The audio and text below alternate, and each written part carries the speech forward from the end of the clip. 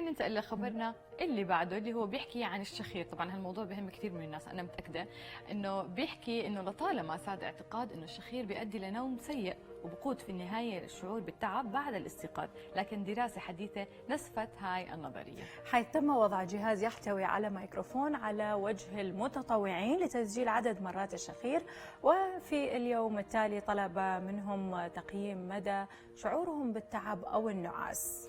واظهرت نتائج الدراسه اللي اجراها علماء كنديون انه هدول الاشخاص اللي كانوا بيشخروا اكثر ما كانوا اكثر تعبا من الاخرين، فيما لم يؤثر الشخير على عدد ساعات نوم المشاركين في هذه الدراسه وكم مره بيستيقظ كل منهم اثناء النوم. وقال باحث مشارك في الدراسة أن الشخير لا يرتبط بالنوم السيء أو النعاس ما دام الشخص لا يعاني توقف التنفس أثناء النوم.